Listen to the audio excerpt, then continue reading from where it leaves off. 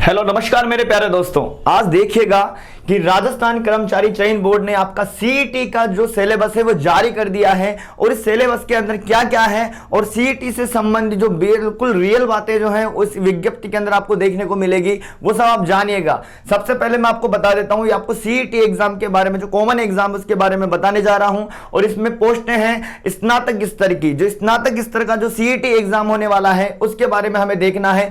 Syllabus के बारे में देखना है कि सिलेबस जारी हो चुका है कि कितने नंबर का पेपर आने वाला है, कितने क्वेश्चन आने वाले हैं और कौन कौन से सब्जेक्ट आने वाले हैं, इन सब चीजों को ध्यान रखना है। देखो, राजस्थानी कर्मचारी चयन बोर्ड जयपुर के द्वारा यह विज्ञप्ति जारी की गई है। समान पात्रता परीक्षाएं कॉमन एलिजिबिलिटी टेस्ट स्नातक स्तर का 2022 का है, ध्यान रखना है। देखो, राजस्थान होमगार्ड अधीनस्थ सेवा, राजस्थान अभियांत्रिकी अधीनस्थ सिंचाई सेवा, राजस्थान अधीनस्थ लेखा सेवा, राजस्थान राजस्व लेखा अधीनस्थ सेवा, मतलब इनके आपको पद दे रखे हैं यहां पर कि कौन कौन सी भर्तियों की जो वैकेंसी है इसके अंदर शामिल रहेगी। ये ध्यान से रखना है आपको बात को। और इतना ध्यान रखना है जो आपका जो ग्रेजुएशन हुआ है स्नातक स्तर की ये विज्ञप्ति है, इसका भी ध्यान रखना है।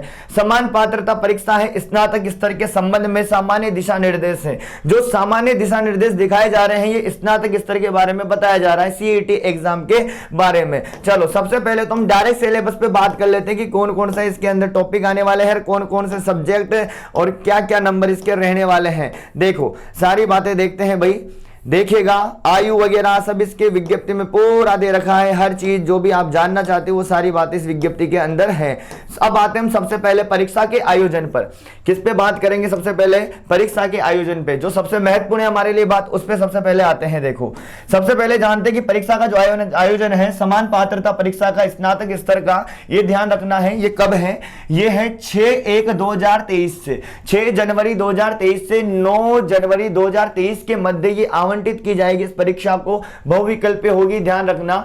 और यदि परीक्षा एक से ज्यादा चरणों में भी हो सकती है। चलो आगे बात करते हैं, परीक्षा की डेट तो आपको पता होगा।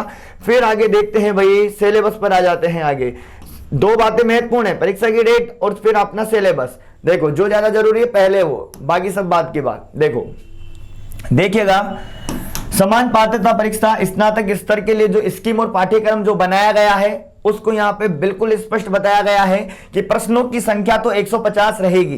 प्रश्नों की संख्या क्या रहेगी? 150 रहेगी। पूरे पेपर में आपके 150 प्रश्न आने वाले हैं। एक प्रश्न 2 नंबर का रहेगा, 300 नंबर का पेपर हो जाएगा और 3 घंटे इसके अंदर समय मिलने वाला है। इसके अंदर ध्यान रखना है सभी प्रश्न बहुविकल्पीय होंगे, सभी प्रश्नों के अंक समान होंगे और इस परीक्षा में नकारात्मक अंकन नहीं किया जाएगा। इस चीज का बढ़िया ध्यान रखना है कि इस परीक्षा के अंदर नेगेटिव मार्किंग नहीं किया जाएगा, ऐसा यहां पर लिख रहा है।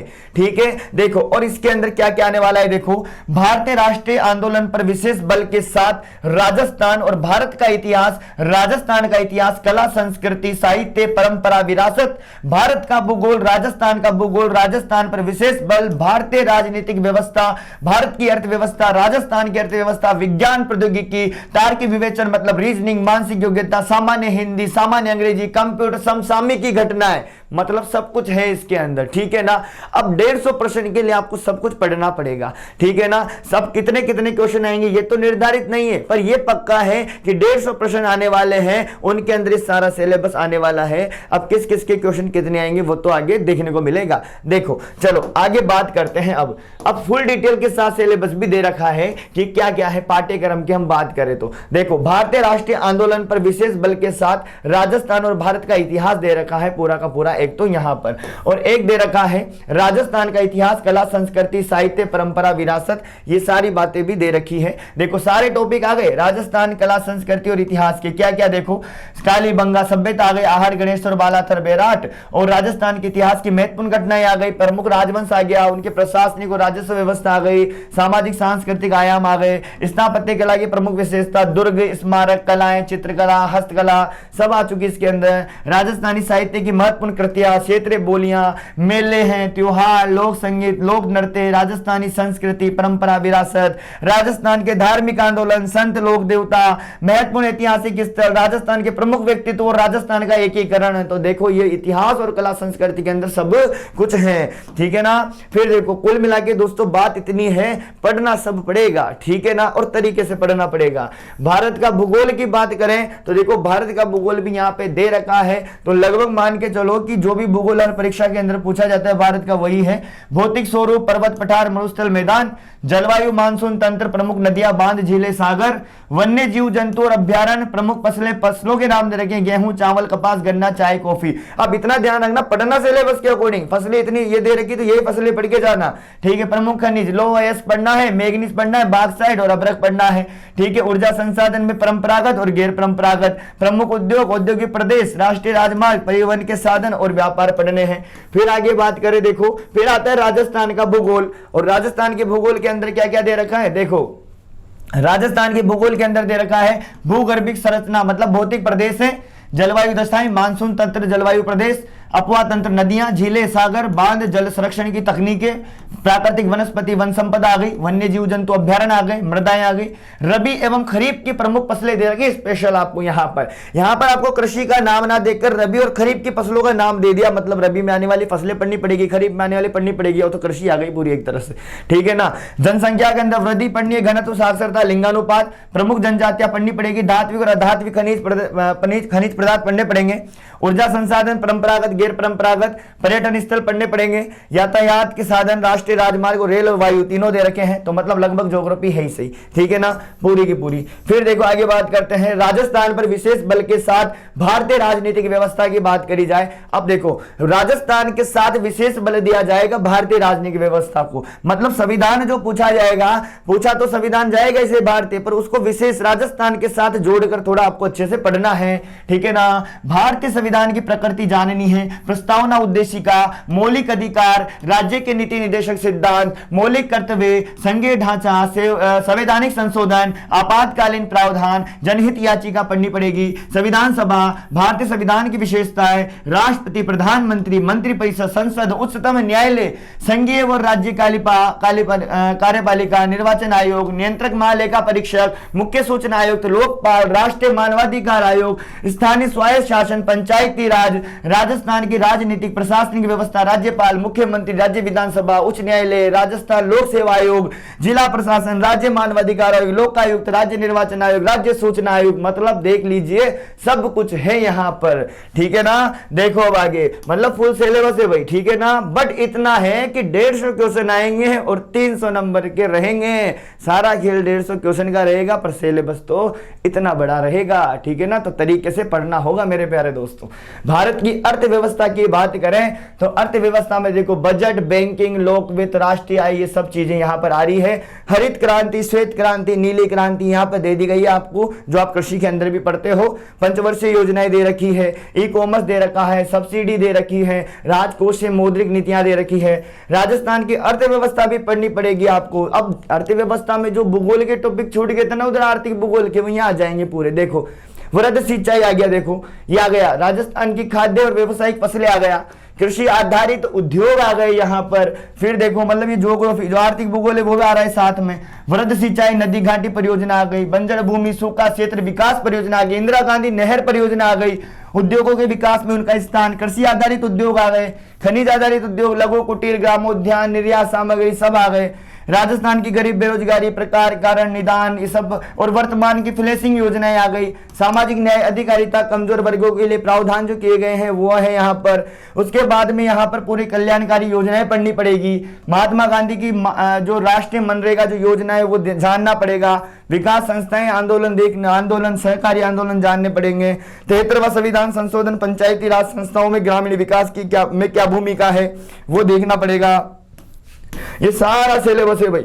विज्ञान प्रौद्योगिकी का पूरा है। विज्ञान प्रौद्योगिकी के अंदर देखो सूचना एवं संचार प्रौद्योगिकी आ गया, रक्षा, अंतरिक्ष प्रौद्योगिकी, उपग्रह, विद्युत धारा, उष्मा कार्य, ऊर्जा, आहार पोषण, रक्त समूह, आरएच कारक, स्वास्थ्य देखभाल, संक्रामक असंक्रामक सारे रोग वगैरह, ठीक है। जैव विविधता, जंतुओं में पादपों का आर्थिक महत्व, कृषि विज्ञान, उद्यान विज्ञान, वानिकी, पशुपालन, ये सारी चीजें मेरे दोस्तों पढ़नी ही पड़ेगी। अब देखो तार्किक विवेचन और मानसिक योग्यता की बात करें तो लगभग रीजनिंग के भी काफी सारे टॉपिक आपको दिखाई दे रहे हैं। मेकिंग सीरीज, एनालॉजी आ गई, जैसे मेकिंग सीरीज वगैरह जो आती है, गणित वाली सीरीज, इंग्लिश वाली सीरीज, वो सारी आ गई, ठीक है। यहाँ पर फिंगर मैट्रिक्स क्वेश्चन आ गया, क्लासिफिकेशन आ गया, अल्फाबेट टेस्ट आ गया, वनमाला, पैसेज आ गया, ठीक है। उसके बाद ब्लड रिलेशन, रक्त परीक्षण आ गया, कोडिंग डिकोडिंग, सांकेतिक भाषा आ गया, डायरेक्शन आ गया, दिशा आ गया, सीटिंग अरेंजमेंट, व्यवस्थित क्रम से जमाना, उनको गोले में बिठाना, इनपुट आउटपुट है, नंबर रैंकिंग है, क्रम परीक्षण आ गया, मतलब टाइम सिक्योर,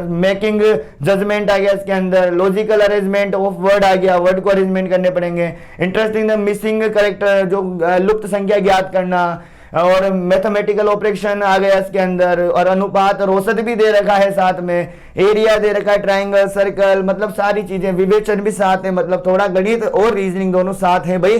प्रॉफिट लॉस आ गया, एवरेज, अनुपात, समानुपात, ये सब चीजें इसके अंदर है भाई, ठीक है। प्रतिशत और क्षेत्रफल वगैरह सब आ गया इसमें। अब बात करते हैं सामान्य हिंदी की। सामान्य हिंदी भी आपको दे रखी है, और सिलेबस क्या दे रखा है देख लीजिएगा। सामान्य हिंदी का दे रखा है प्यारे दोस्तों, संधि और संधि विच्छेद। क्या दे रखा है? संधि और संधि विच्छेद। संज्ञा दे रखा है, स्वर नाम दे रखा है, विशेषण क्रिया, क्रिया विशेषण कारक अव्यय, समास दे रखे हैं, भेद, समास के भेद और समासिक पदों की रचना और उनका विग्रह, उपसर्ग और प्रत्यय दे रखे हैं, विलोम शब्द, पर्यायवाची अनेकार्थक शब्द दे रखे हैं। उसके बाद आगे बात करें तो देखो क्या क्या है, आगे है विराम चिन्ह, अगला दे रखा है विराम चिन्ह, और उसके बाद ध्वनि और उसका वर्गीकरण, विराम चिन्ह, ध्वनि और उसका वर्गीकरण, परिभाषिक शब्दावली दे रखी है, अंग्रेजी भाषा के परिभाषिक शब्दों के समानार्थक जो शब्द आते हैं वो दे रखे हैं, शब्द शुद्धि दे रखी है, अशुद्ध शब्दों का शुद्धिकरण करना होता है इसके अंदर, वाक्य शुद्धि दे रखी है, मतलब अशुद्ध वाक्यांश का शुद्धिकरण करना, और मुहावरे एवं लोकोक्तियां है। राजभाषा हिंदी भी पढ़नी पड़ेगी, राजभाषा हिंदी के संवैधानिक जो स्थिति है उसके बारे में भी जानना पड़ेगा। पत्र और उसके प्रकार, कार्यालय पत्र के प्रारूप के रूप में विशेष संदर्भ में यहां पर बात की जा सकती है।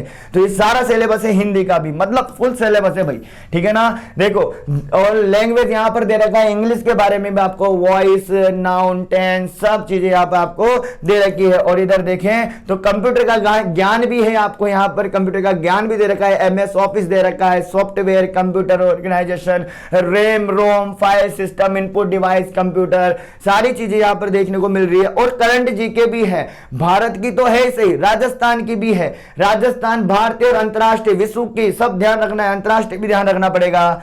राजस्थान, भारतीय, अंतरराष्ट्रीय महत्व की प्रमुख करंट जीके, ठीक है। वर्तमान में जो चर्चित व्यक्ति, स्थान है, संस्थाएं हैं, खेल और खेल को संबंधित गतिविधियां, सब देखना है। आ गई बात समझ में? ये है भैया सिलेबस सीईटी का। किसका सिलेबस है? सीईटी का सिलेबस है भैया ये। और इसको आपको बहुत ही रणनीति से पढ़ना होगा, क्योंकि सिलेबस तो सभी के सामने आ गया होगा ये, पर रणनीति अपने हिसाब से बहुत ही अच्छे से लगाइएगा। एग्जाम तो निकल जाता है, यही तो होता है एग्जाम, कि इतना सिलेबस हो और इसके अंदर से आपको पढ़ के निकलना हो, तो यही होता है एक गेम चेंजर वाला काम, जो आपको खुद को करना है अपने दिमाग से, कि कैसे मैं इसके अंदर पढ़ूं और 150 प्रश्नों को किस तरह से सोल्व करूं। क्योंकि सिलेबस तो बहुत हैं, पर क्वेश्चन तो 150 ही है ना। तो सोच के देखो कि कौन कौन से क्वेश्चन वहां पे, सब कुछ थोड़ी ना आ जाएगा, ठीक है ना। आपको तरीके से पढ़ना पड़ेगा, सिलेबस पूरा कवर करना पड़ेगा, और एग्जाम में पूरा सिलेबस निकालना ही बहुत बड़ी चुनौती है, क्योंकि सिलेबस भी बहुत बड़ा है, ठीक है। तो सिलेबस को अच्छे से कवर करने का प्रयास करना, और थोड़ा तरीके से और दिमाग से और अच्छी रणनीति से प्रयास करना, ठीक है ना। अच्छे से पढ़ोगे, आराम से काम होता है, ठीक है। अब देखो, समान पात्रता परीक्षा की बात करें तो देखो, हमने जान ली सारी बातें। ये पद दे रखे हैं एक तरफ, कौन कौन से पद इसके अंदर रहेंगे। वैसे आपके सबके पास विज्ञप्तियां आ चुकी है, फिर भी मैंने बता दिया है सारी जानकारी क्या क्या रहती है इसके बारे में। पद का वर्गीकरण भी इसमें दे रखा है। सबसे खास बात तो अपने को देखने को मिली है इसके अंदर कि नेगेटिव मार्किंग भी नहीं है इसके अंदर, ठीक है ना। धन्यवाद, शेयर जरूर करना क्लास को, ठीक है, धन्यवाद।